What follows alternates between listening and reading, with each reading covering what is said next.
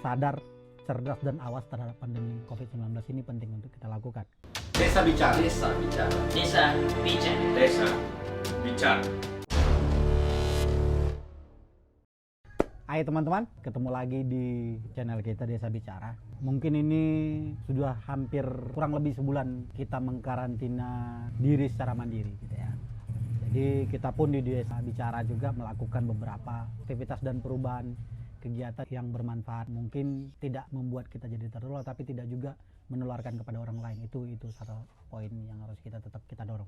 Kesadaran diri penting. Nah, sebulan lebih ini setelah WHO, Organisasi Kesehatan Dunia, menetapkan bahwasanya dunia sedang mengalami pandemi COVID-19 ini, banyak kebijakan yang diharapkan dari negara-negara terdampak, termasuk Indonesia.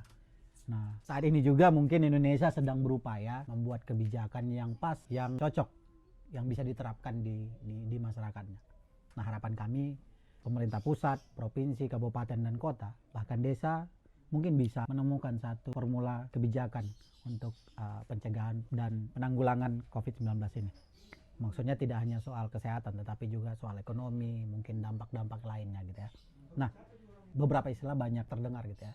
Mulai dari ada kebijakan negara tentang lockdown, karantina wilayah, terus mungkin teman-teman pernah dengar beberapa waktu yang lalu tentang darurat sipil. Nah, harapan kami dari Desa Bicara, sadar, cerdas, dan awas terhadap pandemi COVID-19 ini penting untuk kita lakukan.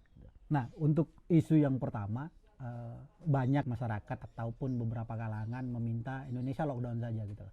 Nah, apa sebenarnya lockdown ini? Sederhananya, lockdown ini adalah, ya bahasa sederhana mungkin mengunci. Kalau udah mengunci, digembok begitu, ya kita tidak bisa kemana-mana.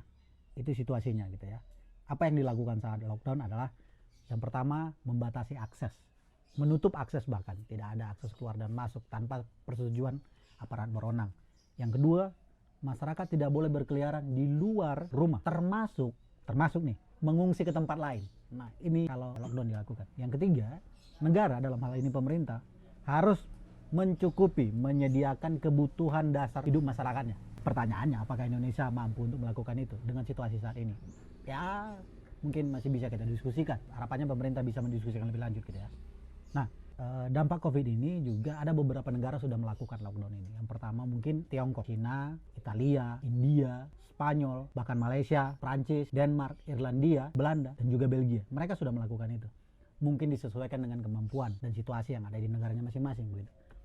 Yang berikutnya adalah karantina wilayah. Nah, karantina wilayah ini ada sebenarnya di peraturan perundangan kita, yaitu di Undang-Undang Nomor 6 Tahun 2018 tentang karantina kesehatan. Nah, di dalam undang-undang ini ada memang karantina wilayah yang diterapkan. Tapi ini khusus terkait dengan pandemi mungkin kesehatan seperti situasi saat ini. Nah, di Undang-Undang Nomor 6 Tahun 2018 ini, karantina wilayah yang dimaksudkan adalah untuk berlaku untuk seluruh masyarakat di satu wilayah. Apabila dari hasil konfirmasi laboratorium sudah terjadi penyebaran penyakit antar anggota masyarakat di wilayahnya. Nah, karantina wilayah harus diikuti beberapa kebijakan lagi. Karena saat ini pemerintah lebih pada fokus untuk mengarahkan ke sana sebenarnya.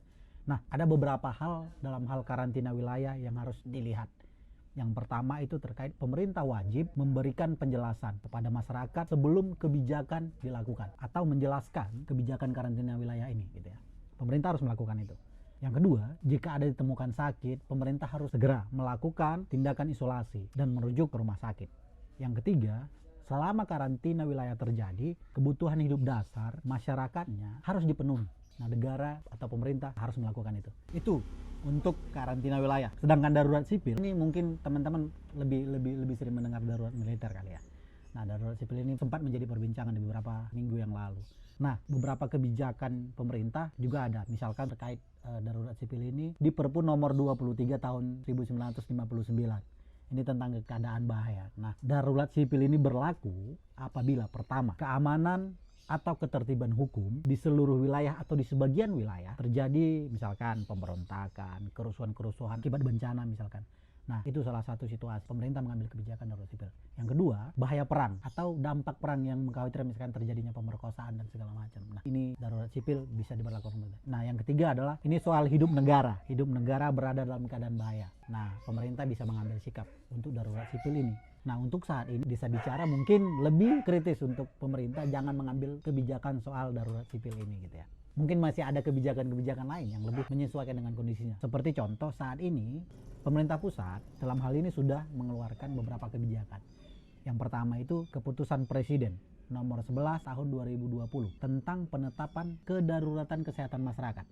Nah, ini untuk mendorong kementerian, provinsi, kabupaten, kota untuk mengambil sikap terkait penanggulangan COVID ini. Dan beberapa hari yang lalu juga Menteri Kesehatan sudah mengeluarkan keputusan Menteri nomor 9 tahun 2020 tentang pedoman pembatasan sosial berskala besar atau PSBB. Nah, dua kebijakan ini sebenarnya mengarahkan pemerintah provinsi, kabupaten, dan kota untuk melihat situasinya. Pilihan kebijakan apa yang bisa dilakukan. Nah, di Permen Kesehatan nomor 9 ini juga pemerintah provinsi, kabupaten, dan kota bisa mengajukan wilayahnya untuk melakukan karantina atau pembatasan sosial berskala besar ini.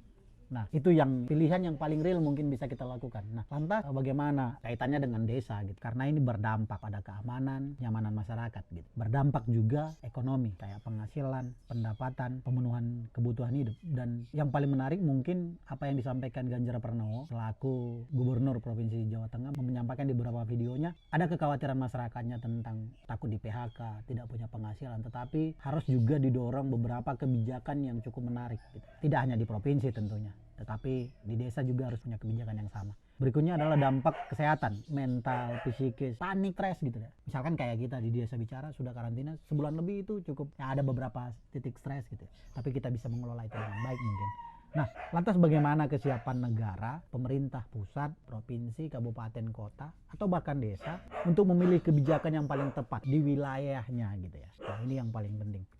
Sebenarnya desa bisa melakukan beberapa hal. Yang pertama itu tentu mungkin desa bisa mengambil kebijakan kantor desa atau balai desa itu bisa digunakan jadi lumbung pangan kali ya, lebih menariknya. Nah, Ganjar Pranowo menyinggung soal itu di beberapa videonya. Harusnya desa bisa menyiapkan itu.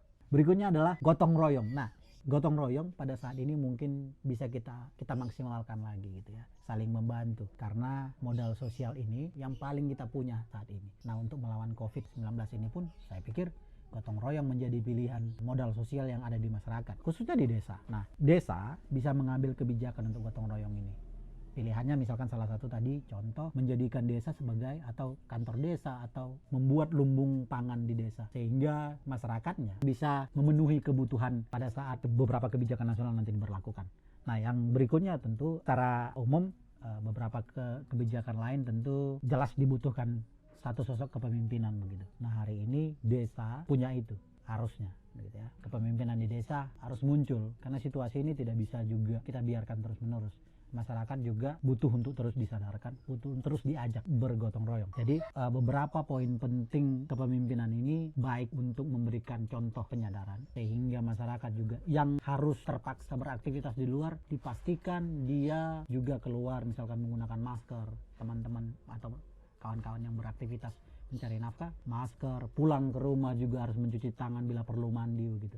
Nah, itu harus tetap dilakukan. Hal ini tentu berkaitan dengan pencegahan secara gotong royong tadi gitu ya. Nah, selain itu juga, selain penanganan kesehatan tadi, penanganan ekonomi, keamanan dan kenyamanan masyarakat perlu untuk dilakukan. Saya pikir apapun kebijakan dari pemerintah nasional nanti yang disesuaikan dengan kondisinya hari ini, desa bisa, desa mampu untuk melakukan itu.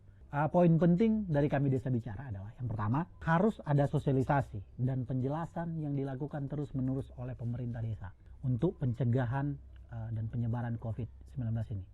Harus dilakukan. Yang kedua, harus ada kepemimpinan sebagai contoh, sebagai upaya memberikan penyadaran. Kepemimpinan ini bisa juga hadir dari pemerintah desa atau bisa juga dari masyarakatnya. Yang ketiga, modal sosial masyarakat. Gotong royong ini harus terus dikuatkan, harus terus kita lakukan. Nah, gotong royong ini bukan hanya antar masyarakat, bisa juga dilakukan antar pemerintahan, misalkan pemerintah desa dengan desa sebelahnya, kecamatan dengan kecamatan sebelahnya, atau bahkan antar kabupaten atau antar provinsi. Gotong royong ini harus terus kita lakukan. Yang keempat, di rumah saja, kalau teman-teman bisa melakukan aktivitas dan kegiatan pekerjaan itu melalui rumah. Minimal kita tidak tertular dan tidak menularkan.